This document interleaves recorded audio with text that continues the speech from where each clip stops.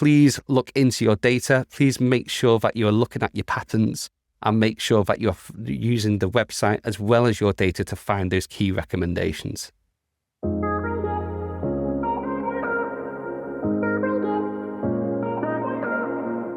I'm Ryan Wright, and this is SEO 2025 Additional Insights. Ryan, what's your additional insight for SEO in 2025?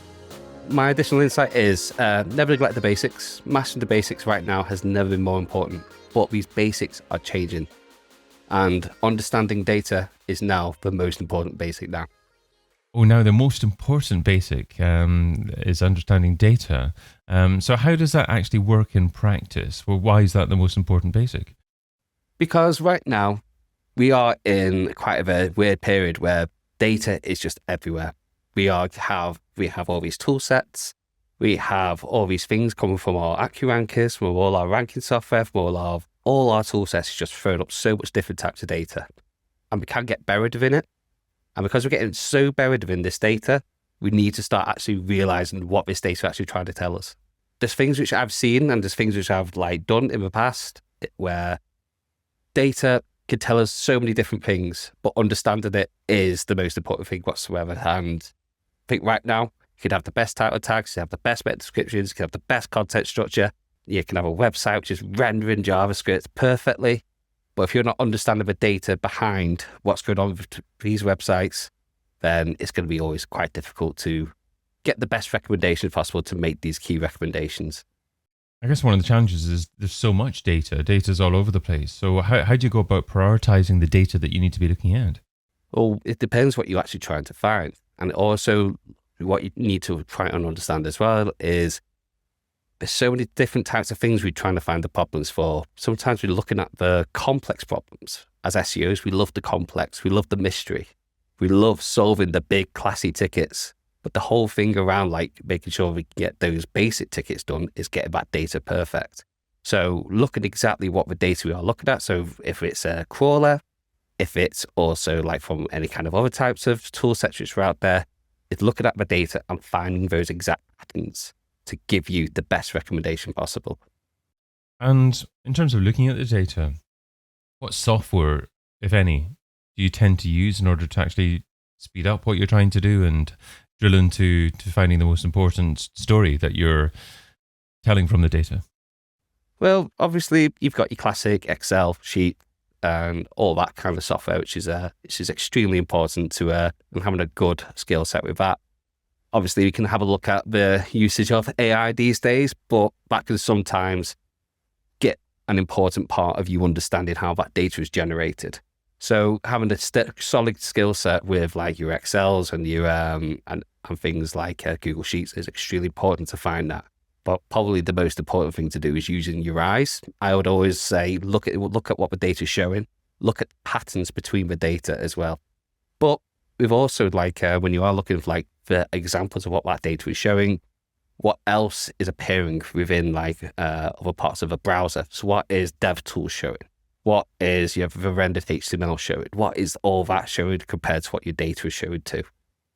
So how has this changed the way that SEO Basics is done though? Are you saying that data and analyzing data is more important than getting key elements on your web page right and getting your internal links right, getting your heading tags right and things like that? So this is where it comes hand in hand really. There's been many times when I've worked on some accounts, when I've worked on some audits and when auditing, sometimes you just get a nice big data set and you think that's it. Now, it's about finding patterns within those data sets which could give you the better recommendations, can tell you where the internal link problems are coming from or can tell you where the problems with your content structure is.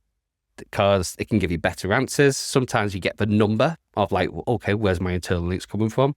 But when you go deeper and deeper and deeper into the data, you can see where the problems might be coming from. As an example, one thing I have seen is that you might get loads of internal links happening, or you might get loads of internal redirects or redirect chains coming from. It's about finding within that pattern where exactly it's coming from. There's been some times where you might say, right, I need to send all this data off to the client to make sure you get signed off, or you send it over to your developers or your project managers, whomever really, to say, right, found all this problematic data, found all these problematic issues. I need you to solve them. I've given you all the data which I can give, but it's about finding that right pattern to try and save time, save resource, and save money, more importantly. One of the things which I have seen is like, oh, there's loads of 302s occurring with it on site, but it's only because of one link, but because our tool sets and other things are coming up as well, you're showing up as, could be in the millions. You might say, oh, I've got millions of internal redirects, but exactly, it's just one link. So it's about finding that pattern and finding that kind of value behind it. How does an SEO know what is the most important thing to be focusing on? Because you've highlighted so many things already in this discussion, and not all of them are necessarily going to have a significant impact on the bottom line, or at least some of them are going to have bigger impacts, more significant impacts. So how do you define that impact and define what to focus on first? I think obviously I'm talking around like the basic side of things, and obviously looking at like things from the data. But in terms of impacts, I think this is where the basics come into play. I think this is where the basics are changing, is that you have your tool sets, you have everything in front of you telling you what the problem is. Sometimes within the data it might tell you something completely different. And I think this is where understanding coming from like an exec into a manager, into that kind of position, is how you learn that kind of soft skill and understanding that kind of like those hard skills as well, where you are understanding prioritization. And always comes down to the amount of issues you might have on the site, and also the amount of like data which is like pointing to those issues. It's like if your data's telling you one story behind it, for example, it could be saying things like, I can't find your content, or your tool sets are showing you can't find your content, your data's showing that as well. But on the site itself, it's showing where the content is. Then obviously what's going on there, there's a bigger issue at play. So looking at the data is one thing, and then looking at the website is another. And it's kind of like showcasing what are the better things like from X, Y, and Z, if you get what I mean. And when you're talking about diving into your data, are you just talking about diving into GA4, or are you using your own proprietary data, maybe CRM data or data from perhaps competitors that you're finding out there? I think this is where the most important thing is coming from as well, is that the more data you have, the better.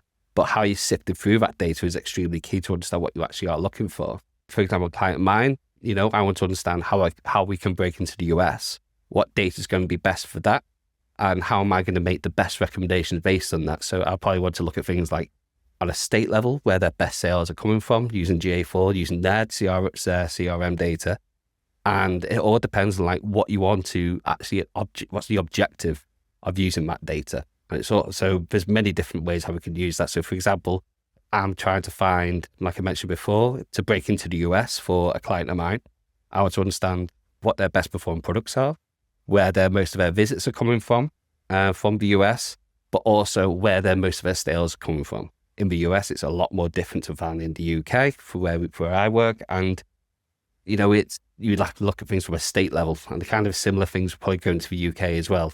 Where are my most important customers coming from? Where can I really push towards that? So it all depends on what your objective is more than anything. So where does this fit into SEO management and an SEO strategy?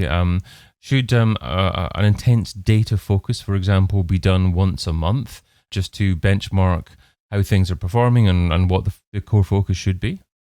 I'd say this is an always on activation, really. Kind of similar to because when you are looking at data, and it should always be part of working with your clients. It should always be part of the strategy. It should always be, what is the data telling us? Being data driven right now is extremely important, especially these days with so much going on.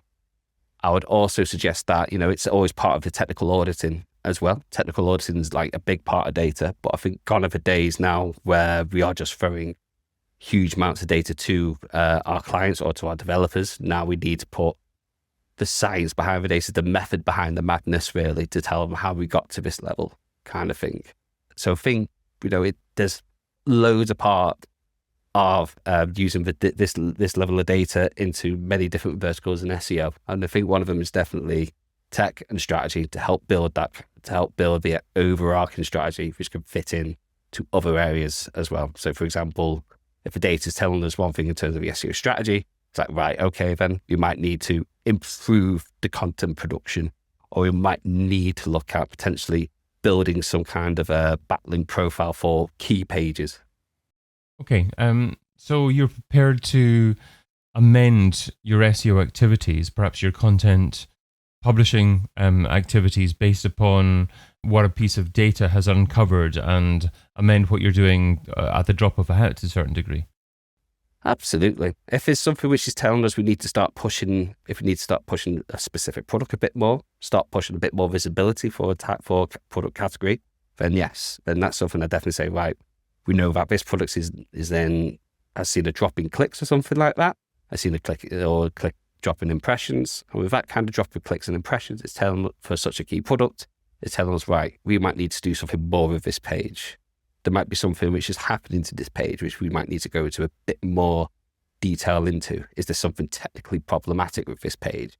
Is the content not quite right? Is there something else which we can do to help boost this overall value? That's when all the key verticals are coming into play, like, the technical side of things, the content side of things, and the backlink side of things. So all of that's coming into play when you are looking at this data-driven approach. So in terms of SEO metrics, what are the key metrics that you look at nowadays to indicate a positive SEO performance? So I think when I'm looking at the key performance, it's always around, we look around traffic. I know everyone's like to say traffic is vanity, revenue is sanity. The classic one, because revenue is a kind of an important thing on that. So it is usually traffic, revenue, click, and impressions. But we also look at what the keyword ranking movements have been for those pages too. So those are the key things which kind of tell us what's actually happening, what's the data telling us for this page to see either a loss or gain in revenue or loss or gain in traffic. I mean, it almost sounds like an analytics role. Is it not the case that if you're working in a large organization, then it should be someone in analytics doing the activities that you're talking about here? But this is where SEO comes to play, because if we're looking like where the traffic has dropped and the clicks have dropped and the revenue has dropped, that's where an SEO needs to put their expertise, needs to put their knowledge. And this is where it comes down to the basic side. There's always an analytical side of things to SEO. Really, that's what we are. We're SEOs. We love data. We love being nerds with data. We love finding the impossible possible. And I think this is where it comes into play, where we always have that analytical head as part of our strategies. And it's important to have that as part of our strategies moving forward. Okay, and how does this interplay with other marketing channels? Because obviously, looking at all this data, you're also going to get some idea on the success that other marketing channels have had. So what kind of conversations do SEOs need to be having with other marketing channels, and how has this changed over the last few years? So this is where it's quite interesting, because I've had experiences with this where it might be affecting your performance max. And I think this is where, chatting with your paid media channels, chatting with your affiliates channels, making sure that everyone's all aligned is quite important.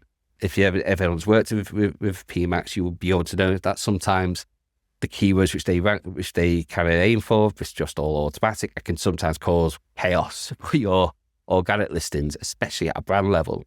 And I think when you do look at that is, okay, where are we actually performing well in from like an organic perspective, and where are we actually not performing well?